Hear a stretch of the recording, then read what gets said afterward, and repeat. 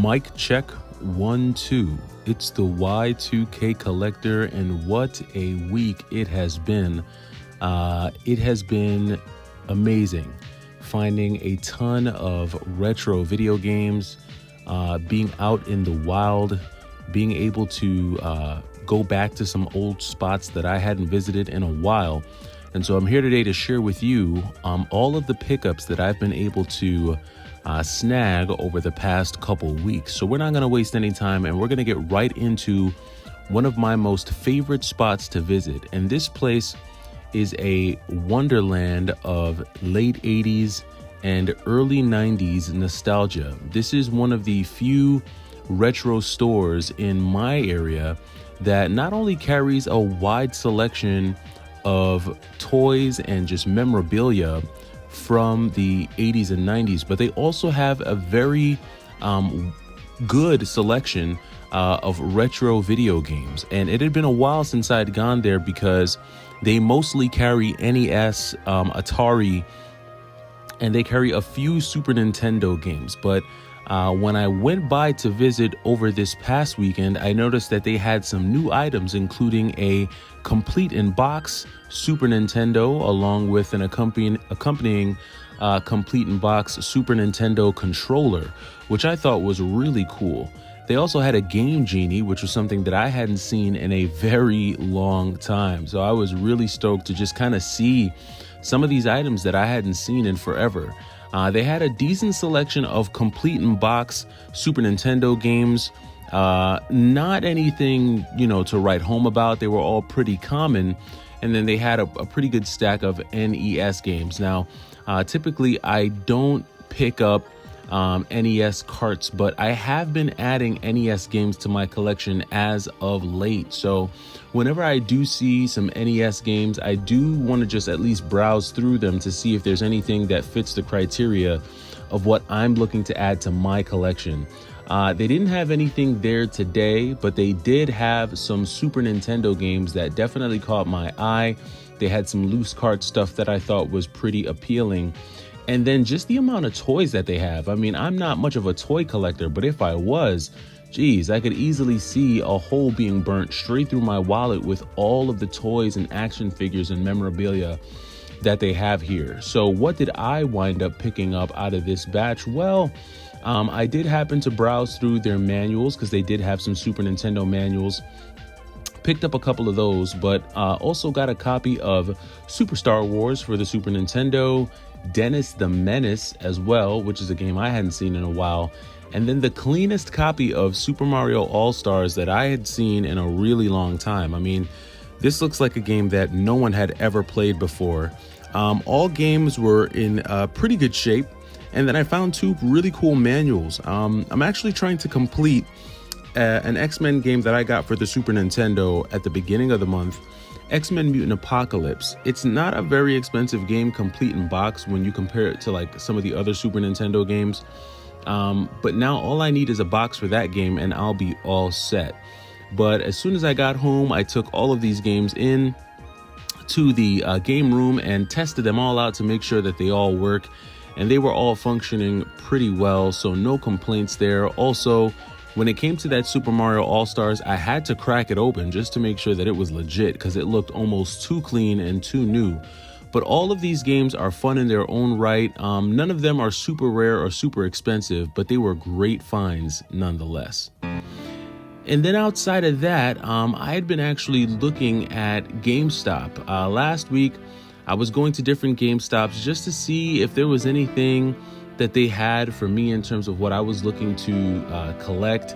And I had run into a GameStop that, again, was with some of the shenanigans, not open when they were supposed to be. And I was starting to lose faith in GameStop completely. Like, to be honest with you, I really needed GameStop to step their game up and show me that they hadn't just really gone completely to crap.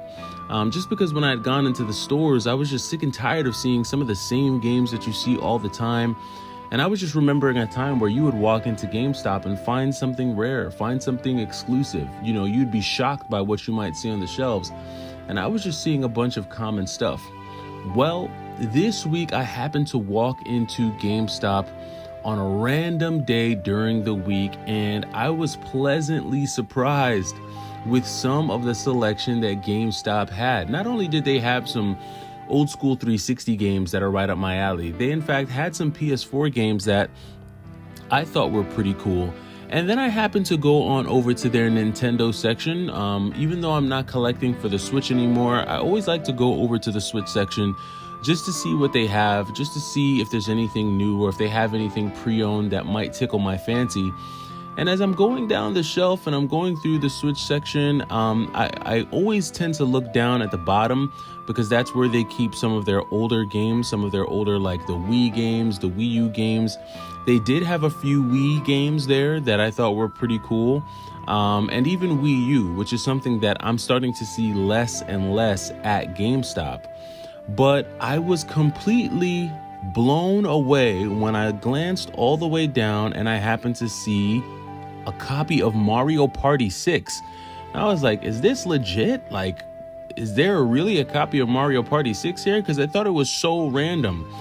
This is the second time that I really randomly found, a retro game at a GameStop. I had found a copy of SNK vs. Capcom 2, but running into this copy of Mario Party 6 really blew me away, and it actually kind of gave me hope for GameStop. It made me realize that, okay, maybe GameStop hasn't completely lost it. And I was even more blown away when I saw that the copy of Mario Party 6 had the manual. Now, there was a reason for this. Someone had just traded this game in not that long ago, and instead of them sending it to the warehouse, they actually kept it in store, which I thought was pretty cool. But a few days later, or the day after, GameStop launched their buy two get one promotion, and that was where I really cleaned up when it came to picking up retro games for the collection. I had paused and I was gonna just buy rare games, but I took the budget that I had for the Super Turrican 2 and just applied it to the buy two get one. And when I tell you I cleaned up, I really cleaned up. I was able to get some really amazing Game Boy Color games, including The Legend of Zelda Oracle of Ages, also The Legend of Zelda DX, Link's Awakening. Was able to pick up a copy of that. So two really great Zelda games on the Game Boy Color. Was really glad to be able to pick those up. And then I was also able to get a pretty decent copy of Castlevania Adventures on the Game Boy. So, really good carts there. I typically don't do the handheld games from GameStop, but when they're giving them away for free, of course, when you buy two, it was really kind of hard to pass up. In my opinion, that's the best deal that GameStop offers. Now, as you all know, I told you that I'm going to be collecting all the Spider-Man games, and they had a copy of Maximum Carnage on the Super Nintendo, so I went ahead and picked that up because it was a buy two get one, so was totally stoked to see that there. Additionally, they had some other games, including the Kirby All-Stars or Kirby Superstar that has those 8 games in one, and that's typically an expensive game. But I was able to bundle it together and take advantage and maximize the value by doing the buy two get one. I also picked up an N64 copy of Fighting Force, which is a really cool 3D beat 'em up game. I had this one on the PlayStation 1, but it feels and plays better on the 64. Now the NES is where I really cleaned up. I picked up a couple copies of Mega Man, including the first Mega Man, the original Mega Man, and Mega Man 5. So these are two pretty expensive games, and I bundled them together, like I said, to maximize the buy two get one deal, and was really glad to be able to pick these up and add them to my NES collection. I don't have a ton of NES games, but definitely went ahead and added those two because I am a fan of Mega Man and the Mega Man X series. I also added a couple other NES games, including Castlevania, the original Castlevania on the NES. I was also able to snag a pretty clean copy of Contra on the NES as well, which is another great run and gun shooter that I'm totally stoked to be able to play on the NES. Super nostalgic, love that game. And then another one of my favorite beat 'em up series, Battletoads. That was another one that I was able to snag on the NES. Another really great beat 'em up. I have so many copies of Battletoads between the Sega Genesis and Super Nintendo, but I was glad to be able to add this copy to the NES. And so overall, just when it came to the cartridges, GameStop, I can't complain. they really held me down during this buy two get one promo. I was able to add some really great games to my collection, all for the same price of what I would have paid for Super Turrican. I was able to get my hands on a copy of Mario Party 6, and because the buy two get one promotion was going on, I was able to add about 3 additional GameCube games to my collection. So along with the Mario Party 6 that I picked up, I was also able to pick up a couple copies of the Sonic games that came out on the GameCube, including Shadow the Hedgehog, which had come out on the GameCube, as well as Sonic Adventure 2 Battle, which had also came out on the GameCube. And the only whack part about that was that Mario Party 6 was the only GameCube game that I got complete in box.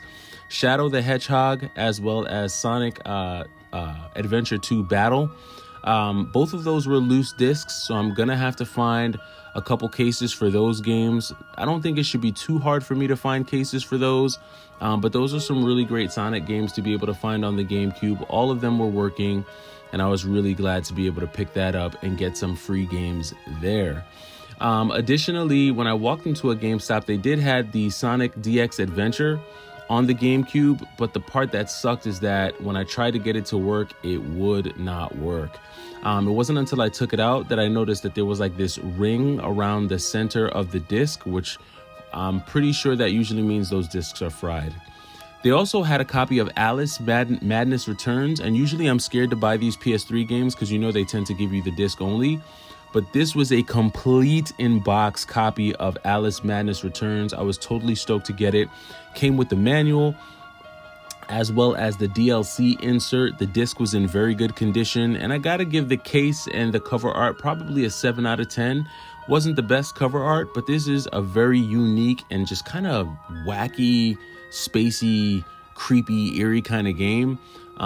So definitely, I don't go for the horror, but there's something different about this game. It's not just like your traditional horror game. It's more like a creepy, eerie type of game. But all in all, when it came to the disc-based games, I cleaned up as well. I was totally stoked to be able to find these and add these games to my collection.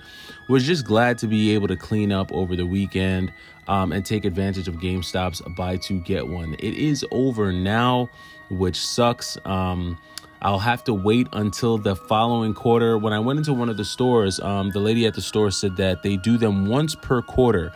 And so I guess April is still considered Q1, which is why this is the first buy two get one promo we've seen from GameStop since the year began. But I think I've gotten all my pickups that I need for the quarter, so I highly doubt I get any pickups between now and the next buy two get one, unless I happen to go to a retro game store and they've got a pretty sick deal. But for now, I'm going to be enjoying the pickups that I've gotten. I've already, I almost beat Castlevania on the Game Boy so far. Got pretty far in the one on the NES. I've been playing a little bit of that.